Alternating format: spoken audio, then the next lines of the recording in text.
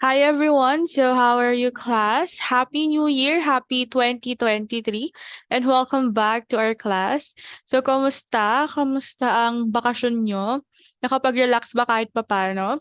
So I hope you had a wonderful time with your family and friends during your Christmas vacation. At the same time, nagkaroon kayo ng more strength for you for this year. Congratulations, class. It's a very job well done for surviving 2022. I know a lot of you ay maraming naging experience at the same time learning from the past years. Kaya congratulations kasi nalagpasan nyo ang 2022 ng matagumpay and more strength for this year so that you will be more motivated at the same time mas eager kayo to reach your goals. Okay? So, yes, we're actually down to our last few topics before tayo magkaroon ng RAD block exam for our block 1. Na-announce ko na last December kung kailan yung P2 exam nyo or RAD block exam. That would be on January 11, 2023 class, no? In-announce ko yan sa ating class GC.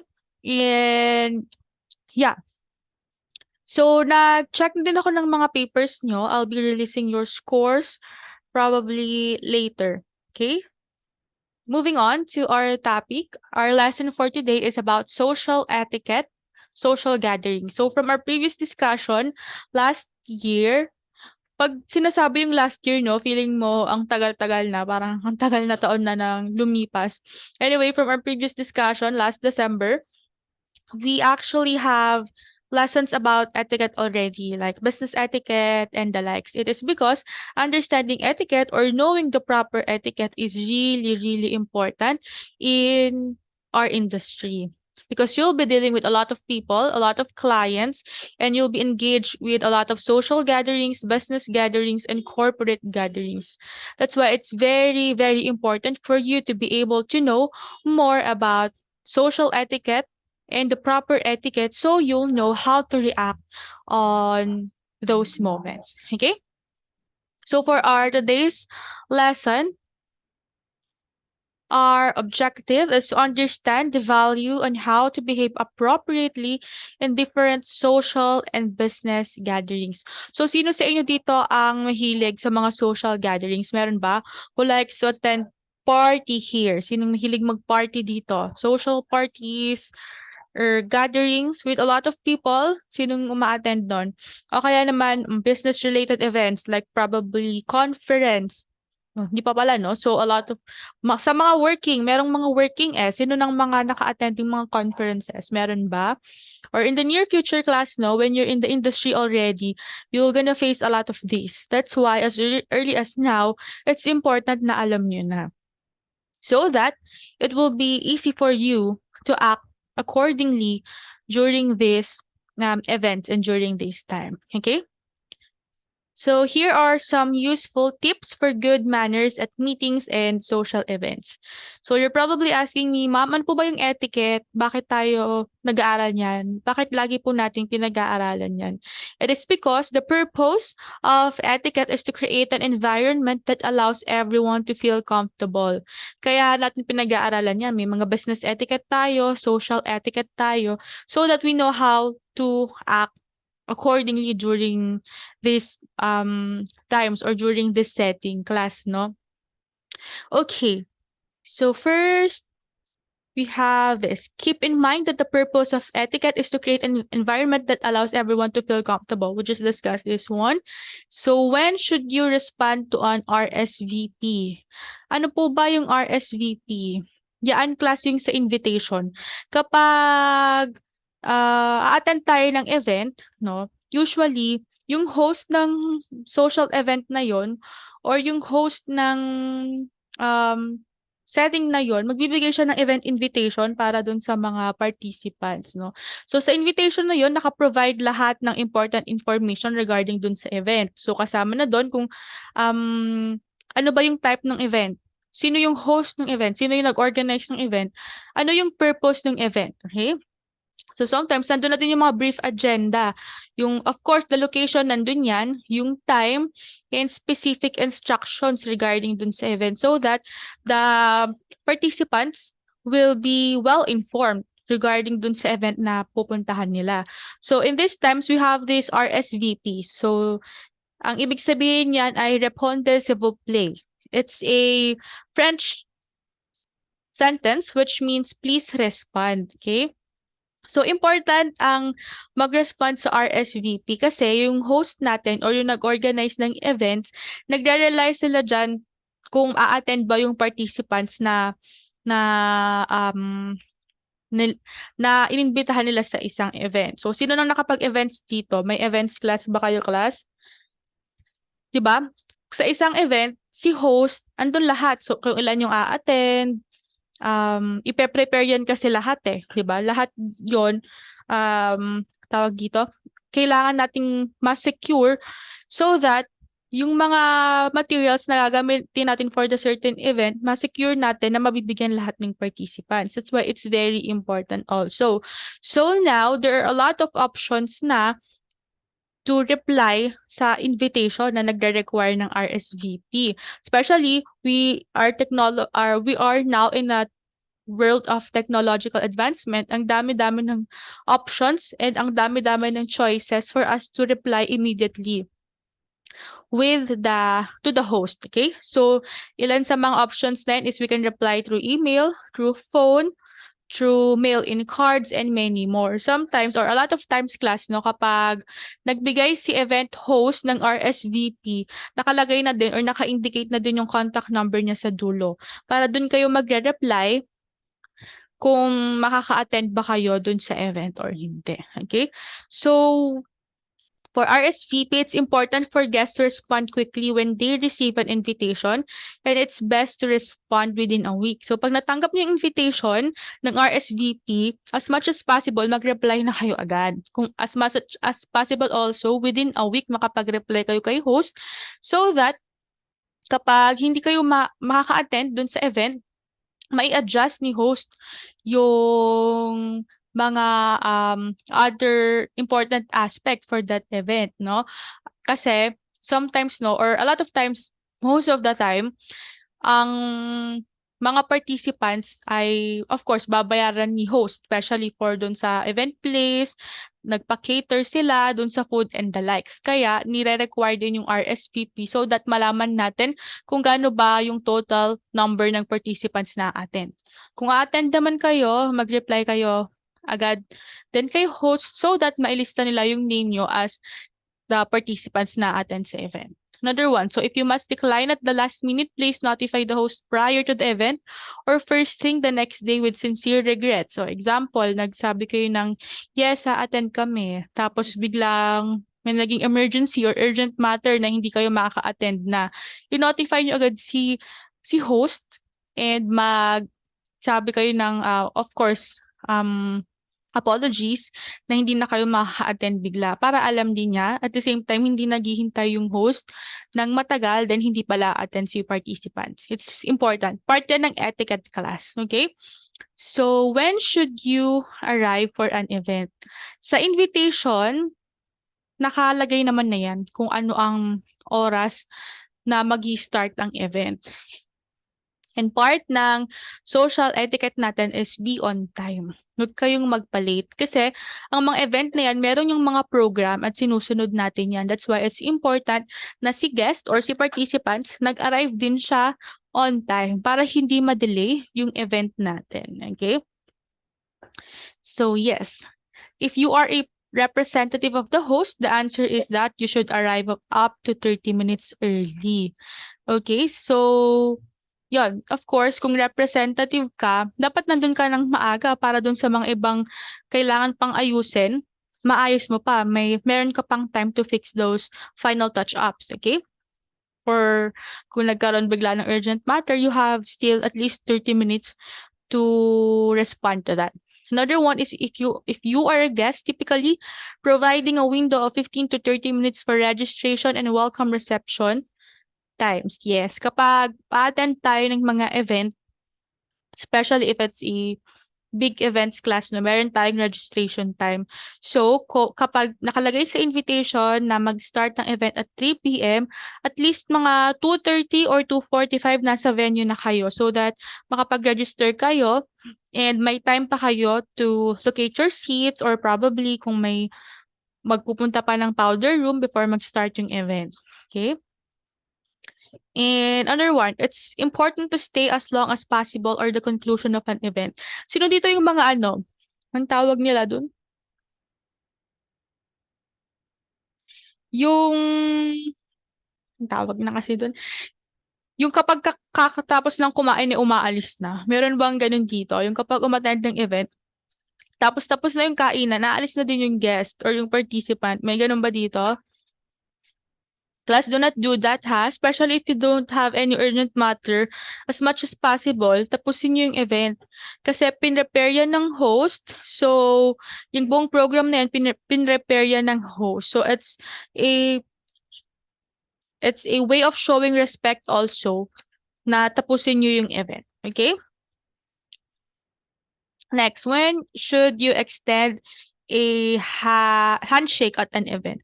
So we studied this from our previous discussion na ang handshake ay ang isa sa mga um, form of physical touch in a business setting. So kailan ba tayo dapat nag-extend ng handshake sa event? So always upon arrival and departure, right? It's important, no, to greet everyone na mami-meet niyo dun sa events. Especially it's a social gathering, you want to build network with a lot of people. So important din talaga that you're not just pumasok ka lang dun, dumaan diretso. So handshake, that's a very business one. At the same time, greet everyone.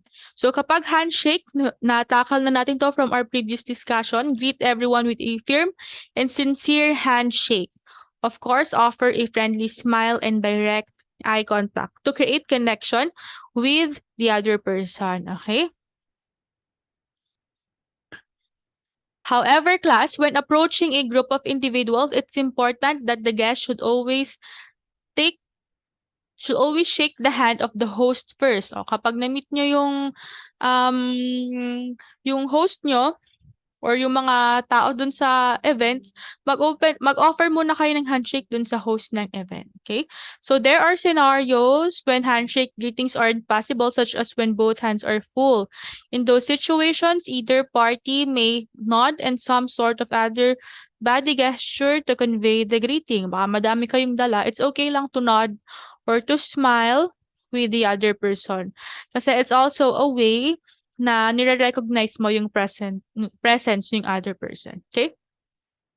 So how should you introduce other people in a group at an event? So sometimes kapag a-attend ka ng event, no? So meron tayong mga kasama. And sometimes tayo yung nakatoka to introduce various individuals at an event, especially yung mga doon, sorry for that, those na kilala natin doon sa party, okay? So, paano ba yung order of introduction? Una diyan is to simply remember the rules. Introduce lower ranking individuals to higher ranking individuals. Remember to include the titles, doctor, judge, etc. Okay? Kapag, or the other one naman, name prefix, katulad ng Mr., Mrs., and Miss. Yan yung order natin. Always remember that. So, what should you talk about at an event? Siyempre, it's a social gathering class, no? So, we want to think of a lot of topics na pwede nating maisip in a professional way so that we can create connection with other people. And in this type of scenarios or in this type of setting, it's really important to have a strong listening and conversation skills in group situations so that mas magkaroon tayo ng in-depth na discussion regarding dun sa topic natin in this certain social events. So this also means maintaining an open body language. We studied this from our previous discussion that open body language means sit up straight, don't cross your arms, and maintain good eye contact. And of course, it's really important to show interest in what others have to say. Wag lang kayo nakatutok sa cellphone nyo. Create a connection with other people. Kasi, just like what we've always mentioned, it's important and it's a super plus points if you build a network with other people. Especially, we're in the hospitality industry that we're dealing with a lot of people. Okay, so yes, contribute to conversations by being able to speak to a variety of subjects.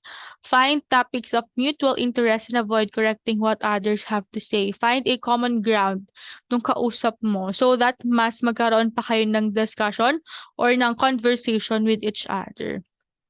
Another one is to make sure to involve everyone in the group in the discussion and not just one or two. 'Di ba? Sometimes kasi in a social gathering, there are some people or some person na nale-left out, yung nafi-feeling left out sila during the discussion. Sino na dito ang naka-feel ng gano'n or naka-experience ng gano'n? Meron ba? In a social setting, in a social gathering class, it's important na we let others feel that they are also included ha. When making a conversation, when communicating with others, kung example nasa group kayo, dapat lahat ay kasali dun sa conversation at walang nale-left out. Naiintindihan ng lahat kung ano man yung topic at the same time nakaka-relate yung lahat. So that you can make a good conversation with one another and that it's also a form of social etiquette. Okay? Another one is to avoid the use of foul language and slang in the conversation. Do not use bad words, especially in a professional setting. We avoid using that. Okay? So, ano bang example ng slang words? Gen Zs, napakadaming slang word ni Gen Z. Avoid using that in a professional setting, okay?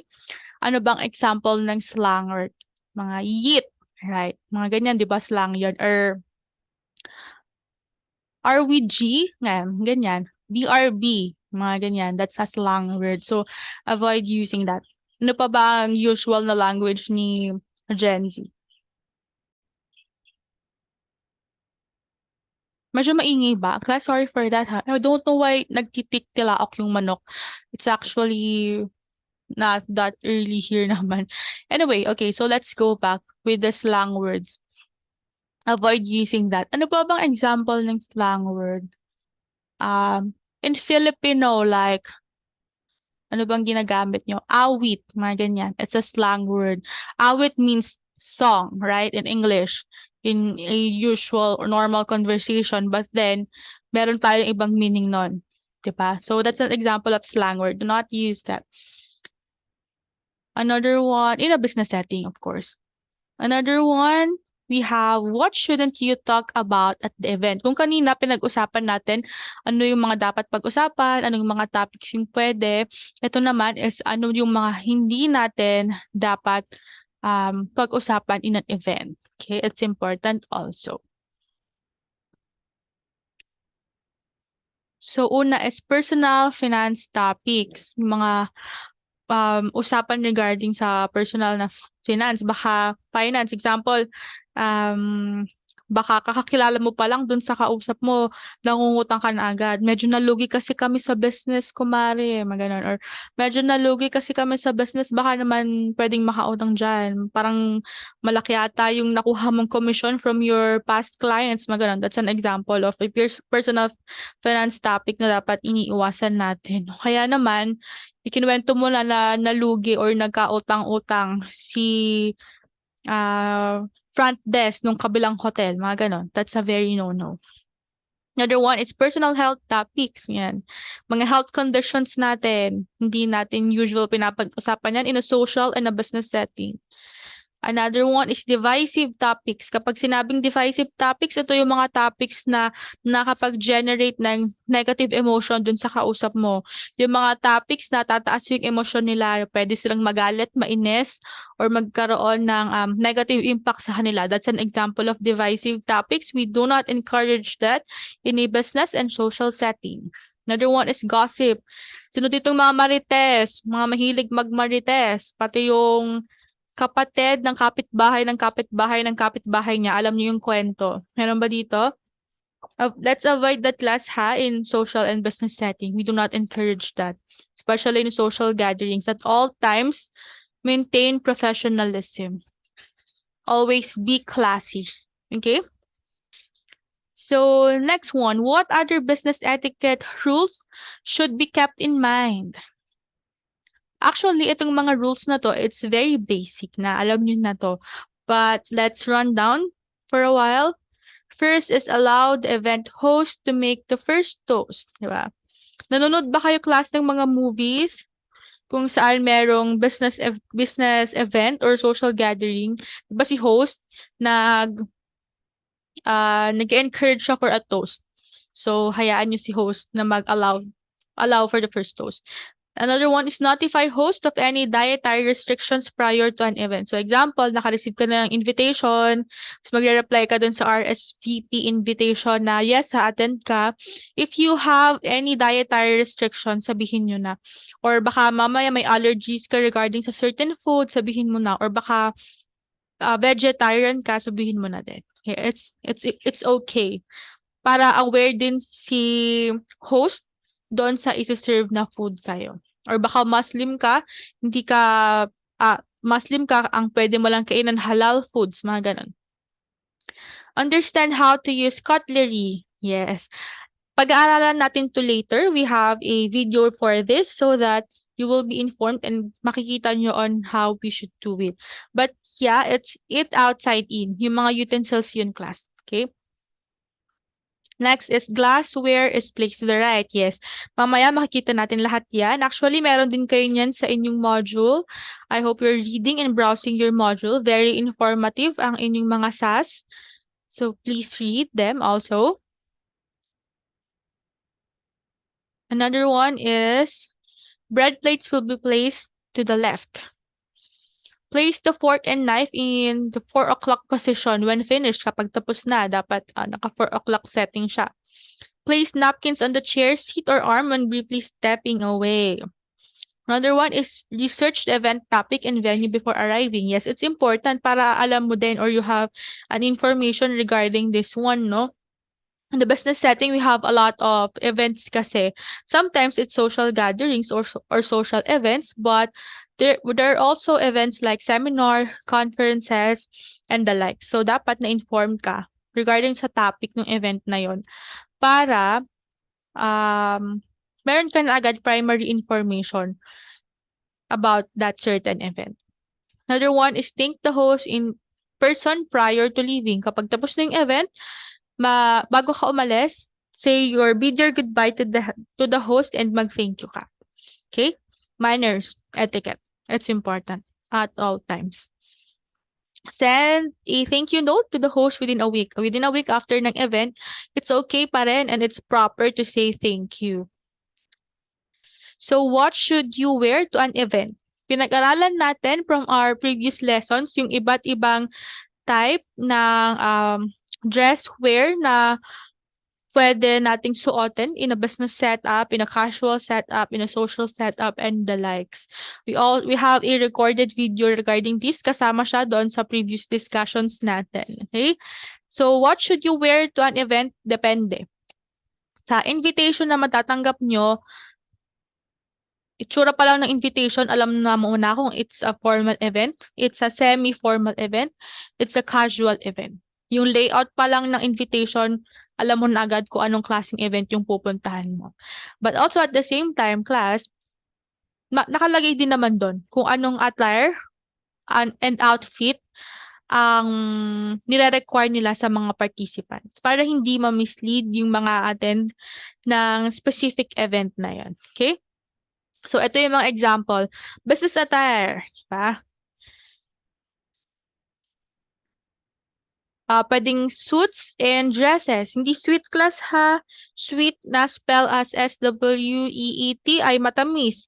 Sweet na S-U-I-T-E ay business suite or it's a example sa hotel. Mga ganun ng sweet class ha. Penthouse suite, ganun siya.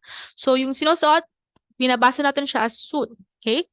Suit and dresses. Another one is black tie or pwede namang optional yung black tie lang. Okay? Another one is business casual. Example niyan, yung mga trousers natin or khakis with long sleeves na shirts. Also, we have jackets and ties required kapag sinabi yun sa invitation. Some events naman class, no, casual wear lang such as pwedeng, ano ba, kapag pupunta sa mga resorts, of course, it's a very casual attire lang yung kailangan or baka yung event niya is medyo sporty, mga golf, tennis, horse racing, and the likes. Depende. Nakalagay naman yan or sasabihin naman yun sa'yo ng host kung ano ba yung nire-require niya na dress wear regarding sa certain event. Okay? So that's our social etiquettes, primary social etiquettes na dapat yung malaman regarding sa ating social events and business events. Okay? Business settings, business environment. The key here is to be professional, to stay classy, but at the same time, to be yourself on the process. Alam niyo yun, class? Itong mga 'to, pinag-aaralan natin yung etiquette so that alam natin kung paano mag-act, kung paano mag-respond, and kung paano kumilos sa ganitong setting. Kasi in the near future, ito talaga yung magiging environment niyo. So as early as now, pinag-aaralan na natin. But at the same time, we shouldn't lose ourselves in the process. So learn and manage on how you will act up in the situation na naipapakita niyo pa rin yung sarili niyo, okay? Anyway, these are actually just guidelines naman on how you should react, but it depends on you on how you will add up your personal touch in these matters, okay? Questions, meron ba? If you have questions, you can message me on my social media accounts, on my messenger or email or in our GCR also. Next, let's discuss social etiquette and table manners. Kung kanina napansin nyo, meron tayong mga ilang matters regarding sa table manners na hindi ko diniscuss masyado. It's because dito natin siya i-discuss na mabuti. Okay? Important ang table manners kasi sa lahat ng event na pupuntahan natin, may kainan yan for sure. So, syempre, table manners is really, really important. So, very important ang table manners because of course, we're eating, kapag share tayo ng table with other person, we want to have a pleasant experience. Hindi lang dun sa kasama natin, kundi tayo din mismo. Imagine class, no, ka-share mo sa table, tapos yung katabi mo, disturbing siya kumain, like, nakabukas lang yung bibig, tapos ang lakas-lakas ngumuya. Alam niyo ba yon yung very, very noisy mag-chomp ng pagkain. Parang yung gano'n, that's very no-no ha in a social setting. May mga gano'n ba bang kumain dito?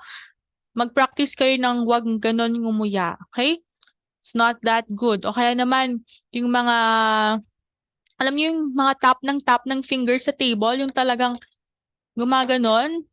That's, not good also ha. So dun pa lang table manners, kailangan you have a good idea on how to act properly while dining. Kapag nasa industry na kayo, you face a lot of clients, mga malalaking tao, masasanay kayong humarap dun. So yung mga dining etiquette na yan, social etiquette na yan, very important na alam nyo, okay? So yes, actually for our dining etiquette lesson, for our social etiquette table manners lesson, nag-ready ako ng video, kinuha ko siya sa YouTube for you to see yung different process and different probably steps ng proper na table manners, pati yung pagkakaayos ng mga pagkain so that makita nyo siyang mabuti and ma-adapt nyo. Okay, so here we go.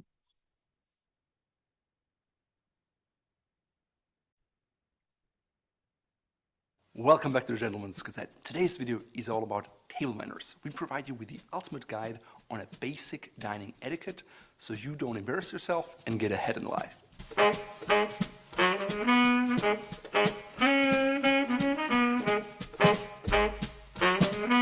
This is part 1 in an ongoing series about etiquette, so please check out the other videos in our playlist.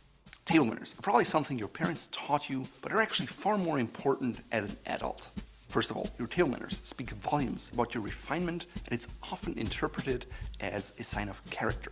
It's not at all about being snobby or showing off, but much rather to show respect. Your host and your dining partners will greatly appreciate your manners. Good table manners are a proof of your social skills, and because of that, they're often part of an interview process for hiring positions or people where you have a lot of client contact. Just the other day, I talked to an entrepreneur, and he only hires people after he had lunch, dinner, and a drink with him because he wants to see how they react in different situations, and without proper manners, he won't get the job, that's for sure. Table manners also help you so you don't embarrass yourself or otherwise draw any kind of negative attention to you. Last but not least, table manners make other people feel comfortable in your presence and therefore help to keep up the flow of conversation and entertainment, which is the main part of dining together with other people. It's very important to keep in mind, proper table manners will always help you and never hurt you. The good thing is they can be learned and it's never too late to do so. So what are table manners? Basically, they're the actions and the behavior at the dining table. In this day and age, you'll encounter a lot of informal dining situations, but that never means that table manners are not required or appropriate. For example, a barbecue should never be an excuse to chew with your mouth open and make noises like a pig. After all, we're all civilized people. The rules, do's and don'ts we discuss in this video today apply to every basic dining situation out there that involves silverware. For more in-depth situations about very formal dinners with multiple courses, lots of different silver and glassware, stay tuned for another video. Also, before you can sit down at the dining table, usually there's an invitation, there's an RSVP, there's a gift, and we cover all of the before and after dinner etiquette rules in a different video. Let's focus on what happens when you sit down at the table. I suggest to turn your cell phone ringer off when you enter someone else's home and put your phone in your pocket when you're with guests or if you're hosted.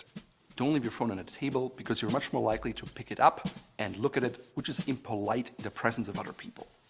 If the table is all set, you don't just walk in and sit down. Instead, wait for a cue of the host, or if they sit, you can sit as well. Ideally, you want to sit up straight but comfortably. Don't slouch, cross your arms, or sit like you would on your couch at home while watching a football game. Don't expect to sit next to your partner and follow the lead of the host. Traditionally, couples were always mixed up to sit with different people, oftentimes man, woman, just so you would create an interesting way to stimulate conversation. If there's a napkin on the plate or next to a plate, put it on your lap right away. If the host or hostess wants to say grace, accept the gesture for what it is and move along. At the same time, do not offer to say grace yourself because people may not be religious at all. 2. Let's take a look at the place setting. In the Western world, an informal place setting will always have at least a plate, a knife, and a fork. If dessert will be served, you'll find either a little fork or a spoon on the top side of the plate. If soup is served or anything else that requires a spoon, you'll also have a spoon. At more formal dinners, place settings can be a lot more elaborate with several sets of silverware, and the general rule of thumb is to always work your way from the outside in, but we'll talk much more about that in our formal dining guide video. Take a look here. On the top right side of the plate, you'll likely find a water glass, which is always filled, and a wine glass, which is empty to begin with. Sometimes you'll also find beer glasses, if you prefer that, or if that's what's served with a meal. You see a little plate with an extra knife on the top left of your plate, that's for bread and butter. Again, silverware is arranged from the outside in. So if you see 2 forks and 2 knives, that means you start with the outermost fork and the outermost knife. That's usually for the appetizer or the starter course. When you're done with the course, you place the fork and the knife at a 4 to 5 o'clock angle. That means you're done. If you're not done yet, you can have it in this position or in that position. That indicates that you're not finished eating yet. Do not put the used silverware back on the tablecloth or the table and simply put it on the plate so it can be taken away. Trust me, your host thought about when they put together the place setting, and everything has a reason. In restaurants in the US, you often encounter 2 forks on the left and 1 knife on the right. In that case, use the outermost fork on the left and the knife on the right to eat your starter course, and then request a new knife, whether it's a steak knife or a regular knife, for your main course. 3. Now it's time to serve the food. Most informal dinners are family style, meaning there are bowls or platters where food is served from. For formal dinners, courses are usually plated, but we talk about the intricacies of that in our formal dining etiquette video here. With bowls and anything at a table, the cardinal rule is don't reach over anybody else and don't touch them. To start, pass the roll around the table from the left to the right. When you get the bowl, you hold it and you serve yourself, and then you pass it on to your neighbor on the right. Always use the serving utensils and never your silverware that's on your place setting. Of course, if the host or hostess have a different idea, go with what they do. If you'd like seconds later on, or if you want salt, simply ask for it and don't reach it unless it's right in front of you. If someone asks you for either salt or pepper, always pass them both things together. When you serve yourself, be reasonable. You can count how many people are at the table and everyone wants something, so don't pile it up on your plate. You never want to take more than your fair share, and keep in mind there will likely be seconds. Always be open-minded about the food being served. Even if you think you don't like something, the host likely put a lot of effort into the meal and you should always at least try it. Just put a little bit on your plate and try. If you suffer from severe food allergies, you should tell the host before the dinner is cooked so that they can make the proper arrangements. 4. Finally, it's time to eat. You should only start eating when everyone else has been served and the host or hostess starts to take their fork and take the lead. It's considered very impolite and sometimes even rude to just dig in to your plate of food while the others are still empty-handed. When it comes to eating with silver, there are basically two schools of thought. One is the American way and one is the continental way. With the American method, you hold the fork in your right hand and you eat that way. If you cut off something, you transfer the fork to your left hand and have the knife in your right hand. When you're done cutting, place the knife on top of the plate or on a knife rest if it's available, and then you transfer your fork from the left to the right again and eat. Because it's back and forth, it's also known as the zigzag method. On the other hand, with the continental method, you hold the fork in the left hand and the knife in the right hand. That way there's no switching of back and forth.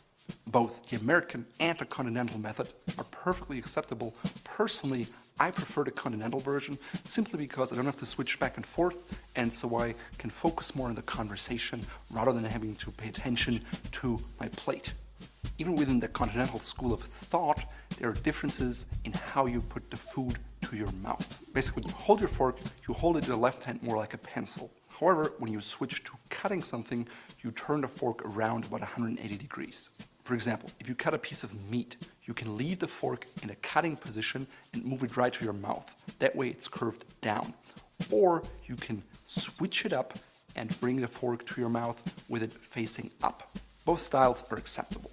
When it comes to spoon, basically everything that is served in a bowl or a bouillon cup is supposed to be eaten with a spoon. The key is to be comfortable with whatever method you use. It should always look effortless. Feel free to practice at home until it has really become a part of who you are, so you never have to think about it twice. So the big question is what to do with your elbows. As a general rule, don't put your elbows on your table when you're eating because it's considered to be impolite. Instead, leave your wrists on the table when you're chewing, or if you go with the American method, you can also keep your hand on your lap. Now in between courses, or if you have a conversation after dinner, it's totally fine to have your elbows on the table. Just make sure that your body language is engaged and not slouching.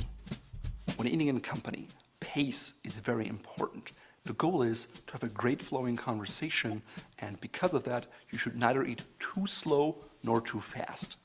Something that I sometimes struggle with is speed. I eat way too fast. So company really helps me to slow down and engage in conversation. That way I can enjoy the food and the company at the same time. A good indicator are always the people around you or your host or hostess, so neither too fast or too slow. As a general rule, cut up the pieces of food as you eat them. Don't cut up everything before and then eat it piece by piece. That's only something you would do for a little child, not for a grown person. Also, take small bites and chew them and swallow them completely before you take the next bite. Always eat with your mouth closed and avoid making any chewing noises. Years ago, I used to eat a lot more salt than I do now, and so I always made assumptions about the food and heavily salted it before I tried it. Don't be that guy. Why? If a hiring manager sees that you salt your food before you try it, they're led to believe that you make assumptions rather than make decisions based on fact, and they're less likely to give you the job. Even in a personal setting, it can be disrespectful to just salt your food without having tried it in the first place. Of course, if you've tried a food and it's under seasoned to your taste, ask for salt and pepper, and it should be better. Now is also a great time to compliment the host or hostess on their table arrangements, their food, maybe the choice of their wine, or something that you genuinely like. Make sure you're sincere, because otherwise people will notice. If someone asks you a question while you're still chewing, finish chewing and then answer. Likewise, don't ask others questions while they're still chewing, because it may put them in the awkward situation where they still have to chew for 10-15 seconds, and that creates awkward pauses. If bread is served with dinner, it's likely served in a basket or in a bowl, and you pass it around just like any other serving bowl, from the left to the right. If you get the bowl, you take a piece of bread, you put it on your plate, and you pass it on or put it back in its spot. Most of the time, butter is served with bread. Put some butter on your plate with a butter knife that is clean. Never use a knife or a piece of silverware that has been used. Depending on the country you're in, eating bread can also be different. In the US, most people will butter their entire bread, then pick it up by hand and take a bite and put the bread back. In Germany, for example, that would be a faux pas. Instead, you would take a piece of bread, break it off by hand, put a little piece of butter from your plate onto the bread, eat it, and then continue later on with breaking the bread, buttering it, and then eating it. So if you travel abroad, be aware of the cultural differences and try to be cognizant of them and respect them. If you end up with excess food in your mouth, use a napkin on your lap to wipe it off right away. Make sure to always use just one side of the napkin and stick with it, otherwise you'll stain your clothes. If something gets stuck in your teeth, don't just sit there, use a toothpick, or try to wipe it off while other people are there. The worst thing you can do is hold up your hand and try to get rid of it using your finger and maybe make awkward noises. Instead, excuse yourself, go to the restroom, make yourself look presentable, maybe use a toothpick if one is available. For example, in Austria, you find toothpicks even at the finest restaurants, versus in Germany, toothpicks are not something you will commonly encounter on a table. If you need to use a toothpick, it's always safer not to do so in public or at the table. So how should you excuse yourself? If you must leave because you're expecting an urgent call or you have to go to the restroom, simply say, "Excuse myself, I'll be right back." Please don't explain why you have to leave or what the reason is, or that you just had 4 beer earlier and that you really have to pee. That's just not an appropriate conversation at the time. So while getting up from your chair, fold your napkin and place it to the left on your plate or on the chair. No, it doesn't have to be folded like before, just make sure it looks neat. Also, push your chair back in. My wife always gets annoyed with me if I don't put my chair back. If you ever have to leave the table, make sure to keep it short and 5 minutes max, otherwise it's very rude and impolite to stay away for longer than that. Now, all that being said, here's some things you should never do when eating. Never use your fingers to eat food off the plate, or especially put your last bit of food onto the fork. Instead, use a knife. I see a lot of people making that mistake, but it's completely unnecessary because you have all of the utensils at your disposal. Likewise, never lick your fingers or your fork or your plate afterwards, even though it's really, really tasty. Do not use your fork to cut something up. I see it time and time again where people are too lazy to pick up their knife and then they just try to push down, but it just shows that you don't have proper table manners. Also, don't flatten your food. I distinctly remember my grandpa always kind of smashing down everything and flattening out on his table because he wanted his food to cool down faster so he could eat faster. It's just a bad look and it creates a bad vibe. Now that we talked a lot about eating, what about drinking? As a rule of thumb, you should never drink unless your host has raised a glass to a toast or started drinking themselves. Typically, you toast with wine or champagne, maybe with beer, but definitely not with water or pop. If there's stemmed glass on the table, you should hold them by the stem. Don't let the host or other guests dictate of how much alcohol you drink. You know your limits, and it's okay to say no thank you or to simply not continue drinking your glass even though it's still full or half full. Don't get wasted and keep your consumption moderate. You don't want to be the odd guy out who gets hammered when he's invited over for dinner, because it will likely be the last invitation for you. Generally, you should not ask for more wine or beer, a good host will notice that your glass is empty and offer you more if they have more. Now, as I said before, the main goal of having dinner in company is to have a great conversation. And so your body language and how you converse are very important.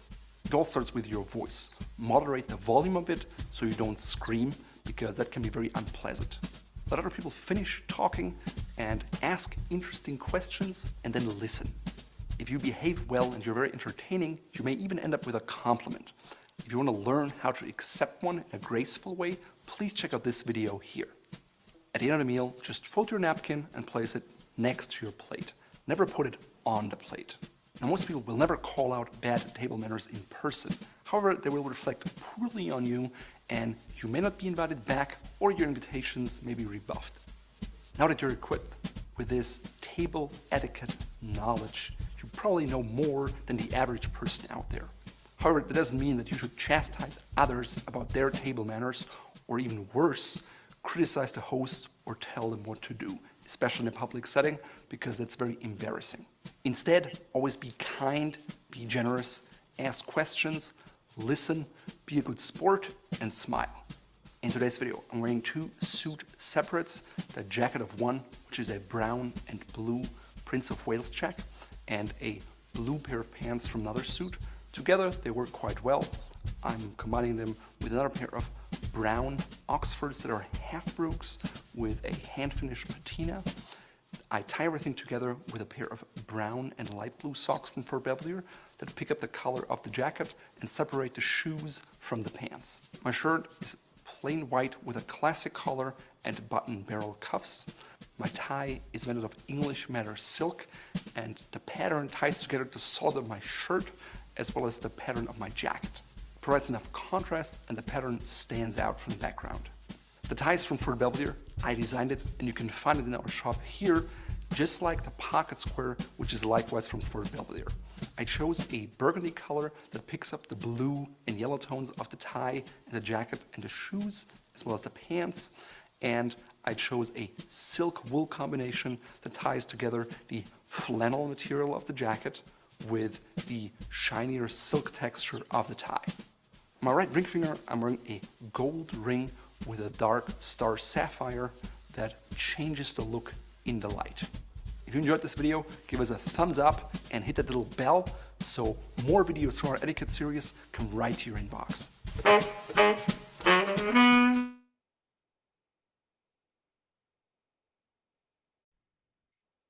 Okay, so 'di ba na-tackle lahat sa video yung correct table manners simula sa pagkadating, sa pag-upo, hanggang dun sa process na kumakain na, then after that, as well as yung outfit ng, participant, 'di ba? So, that's actually our table manners, nandun na siya lahat. Let's have a rundown of those. This is actually part of your module. Una sa lahat, say please when asking someone to pass you something on the table, then thank the person when you receive it. That's the proper manner and your good behavior.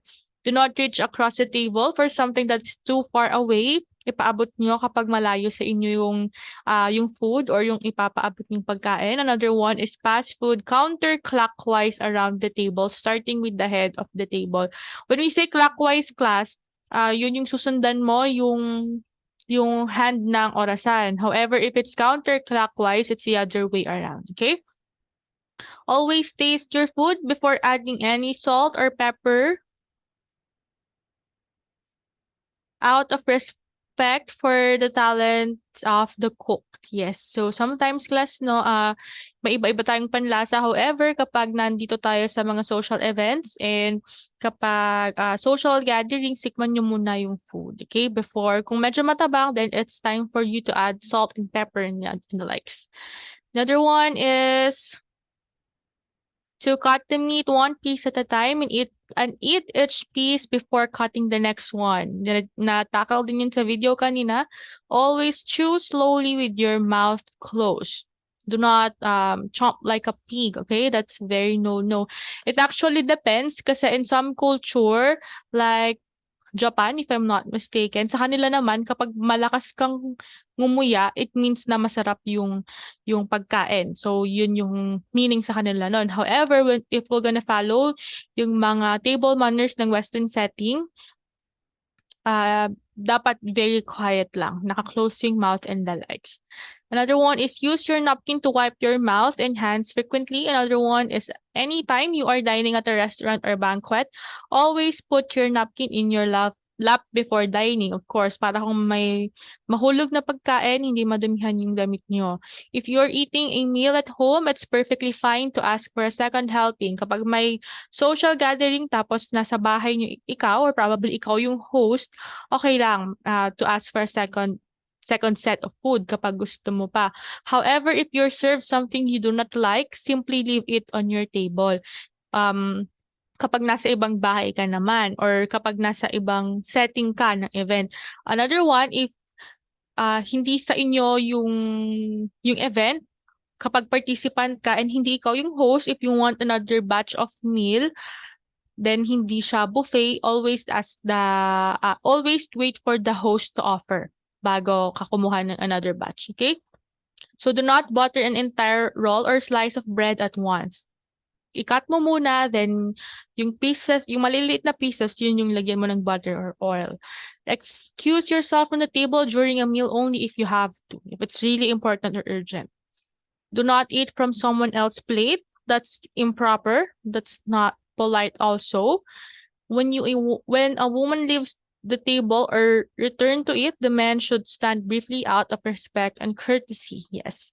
If wine glasses have been placed at all place settings and you do not want any wine, simply place your hand over your glass when the server gets to you. Para makuha ng server yung signal na you don't want to drink wine.